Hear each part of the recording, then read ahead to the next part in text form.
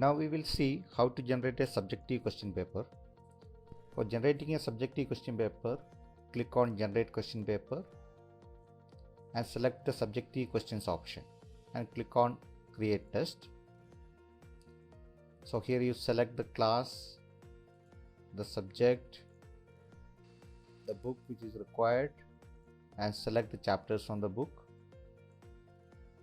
You can select all the chapters or you can select even few chapters from here. Select a test category, give a test name,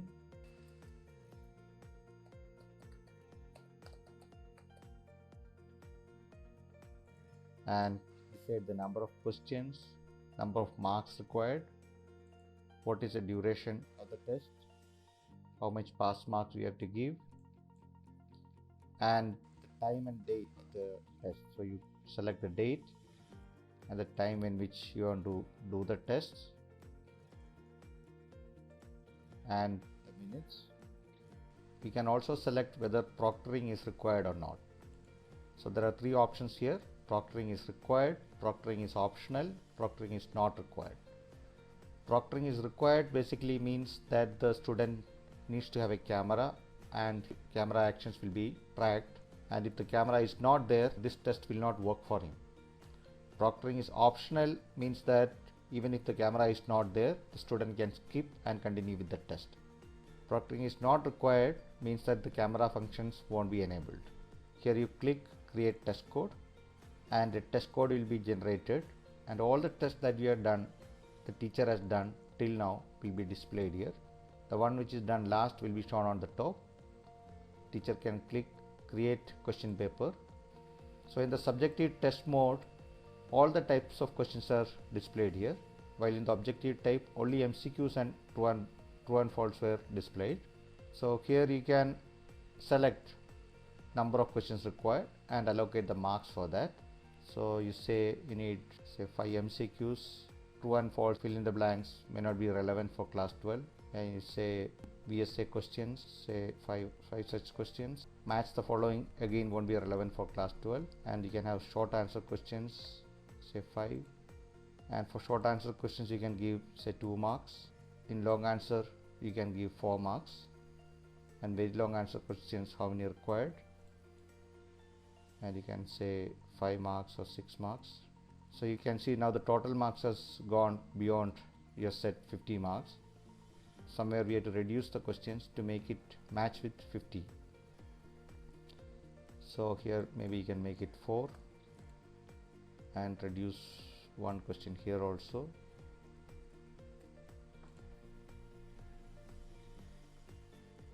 Now you can see that the actual marks is matching with the marks you have defined for the test, and the questions that you have selected is distributed automatically across the chapters you have selected. So if you want to change something here, you can change.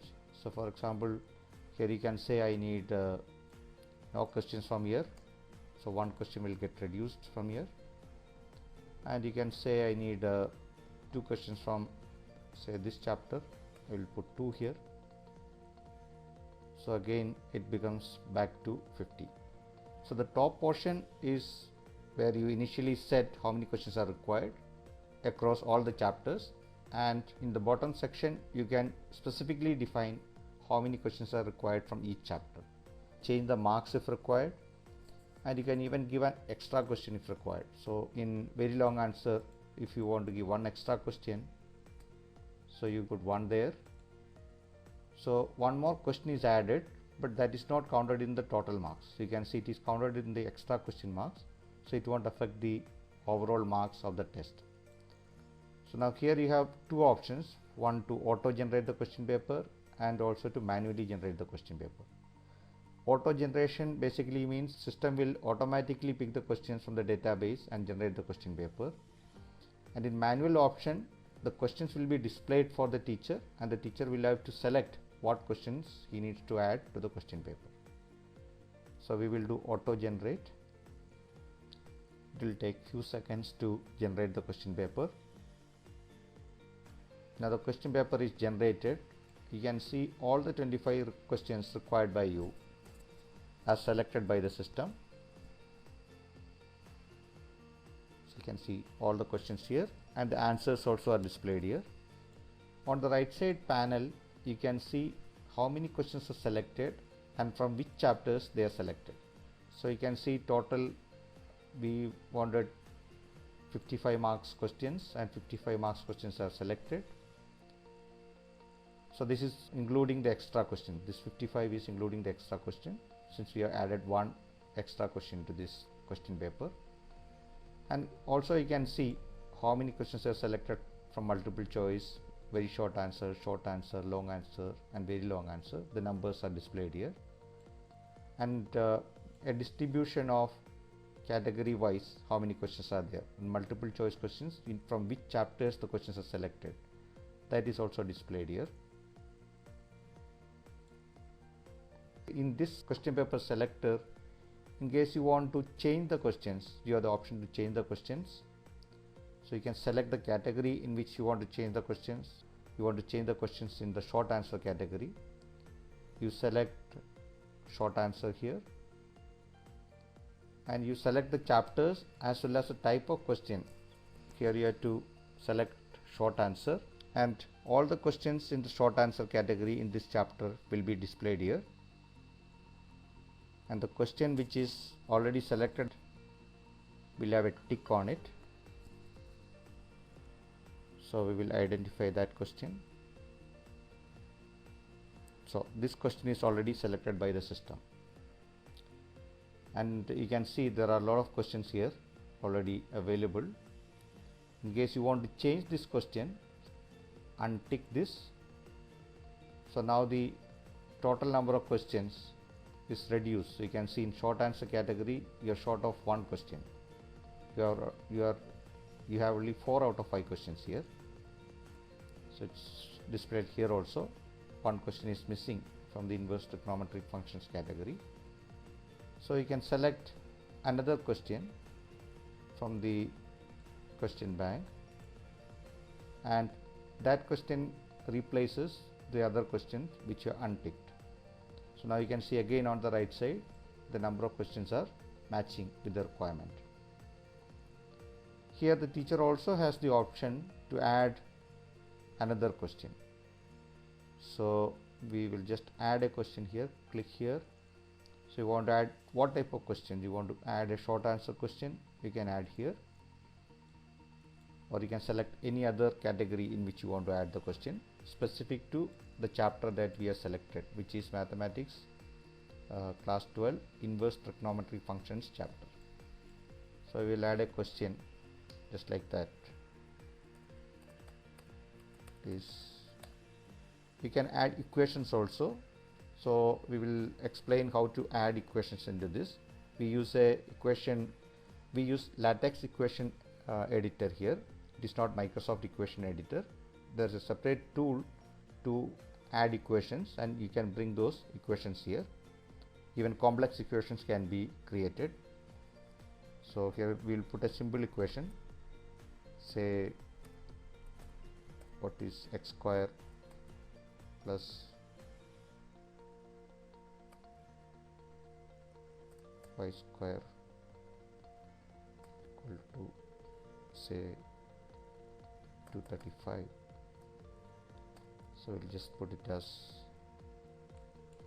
solve x square plus y square equal to 235. You need to give an explanation of the answer here. Basically the solution we have to give. So we'll just write solution comes here, and the teacher has to basically set few things: the cognitive level, the difficulty level of the question, and whether it is a textbook question, a non-textbook question, or is it from the NCERT assembler, or is it from the previous years.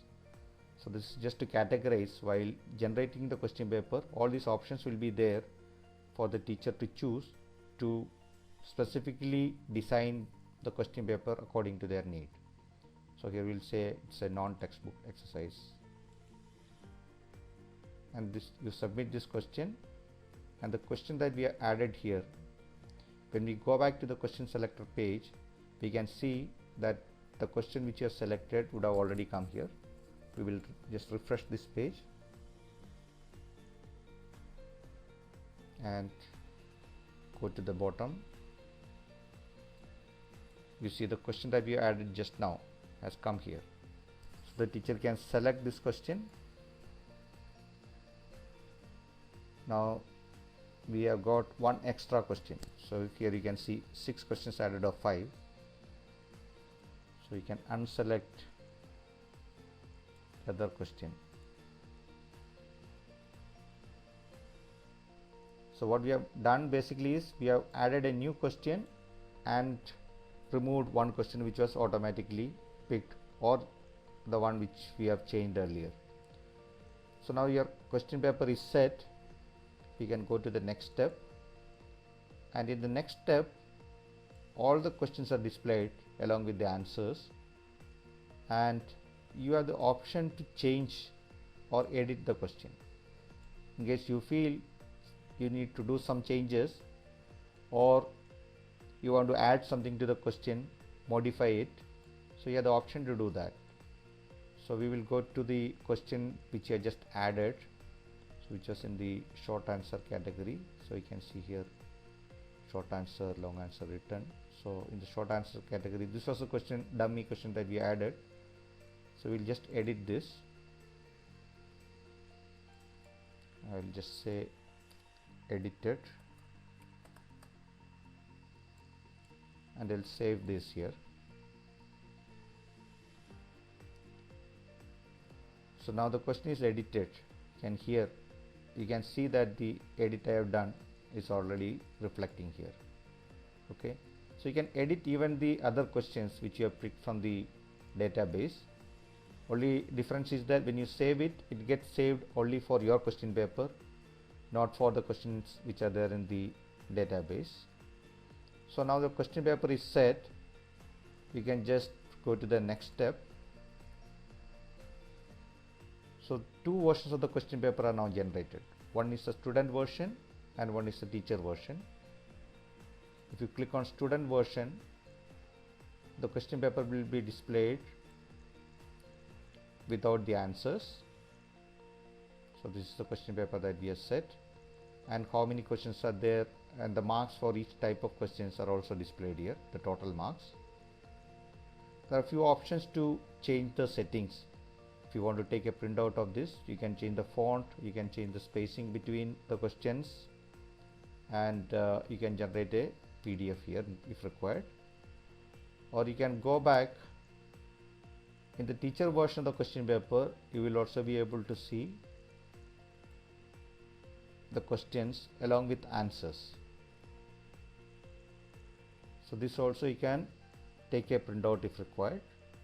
So the question papers which are generated now, you can use it for our online examination or use it for your normal examinations. So we will try to use now this question paper for a subjective online examination. So we'll go back to the home page.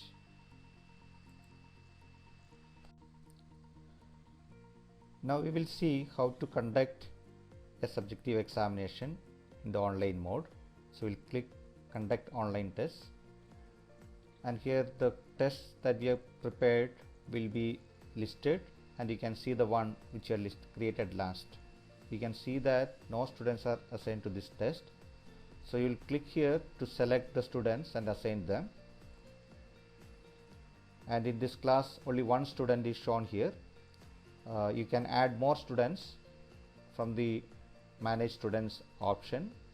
When the school is registered, we will add all the students and the teachers and create their login IDs and passwords.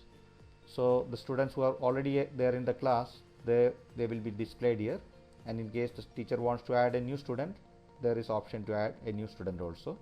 We will go back and add few more students to this just to see how that works.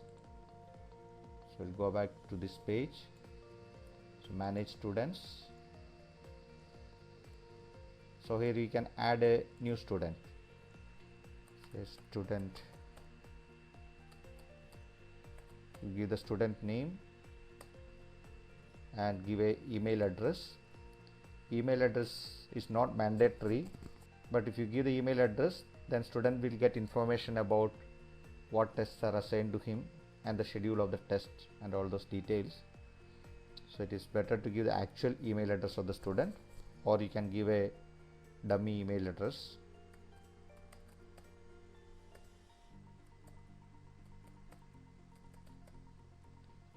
And there should be one unique number by which you can identify the student. So it can be the admission number or any other unique number by which you identify the student, and this number should be unique for the entire school. Number should not duplicate. So you put say 2345 and select the class, and if you have multiple divisions you can name the divisions, or if you have only one divisions put it as A, and if you have a class roll number you can specify that also. So one of these, either the class number or the admission number, should be there, because you need to identify the student who exactly is the student later also. So we will put say some number here 35, and I will just add the student. So now you can see here on the 12th, in the 12th class, so one student is added, student 2, and his login ID and password is also given here, and the other details are here. And you can even edit the student. So if you click edit, the information will be shown, and you can edit and save, update the student data. You can click remove student data, and the student data will get removed. So just click update here, and we'll go back to home. So this is how a student can be added by a teacher. Typically the student information will be automatically available when the teacher logs in, because that information will be collected at the school level, and all the teachers and students will be added at the school level. This feature is given only for the teacher to edit some information if the teacher feels that one student information is missing, if the teacher feels that one student information has some errors, or if the teacher sees that one student is missing, then you can even add one student there. So we'll go back to the assign test page. So now you can see there are two students. This was a student which is already available, and this is a new student we have added just now. So you can select all the students, or select even one student or few students. So if there are 50 students listed here, you can assign the test to even say 10 students to conduct the examination, because in case you don't want the test to be given for all students, you want to give only to the weak students, you can select those students and assign the test to them. Now click assign selected students, and now the test is assigned to them. So you can see there are 2 students, and you can monitor and manage the students from this manage option. If you click here, it will show you who are the students who are assigned to this test, and their status is not started. Okay, and here there is an option to view the camera as well as do some other activities like resuming the test and restarting the test in case the student has already started the test and they want to re-enter for some reason. Here there is also an option to edit the test. We had set the test at 8 AM. Now the time is already 8:10. So if you want to set the time to say 8:15, you can set the time here. Always the time should be ahead of your current time. So whatever time you set will be the time when the student has to start the test. So here we have put 8:15 right now. I'll update the test details. Now it shows here that the test time is July 26, 8:15 AM, and the student has to log in and take test at 8:15 AM. So we will now log in as a student to take the test.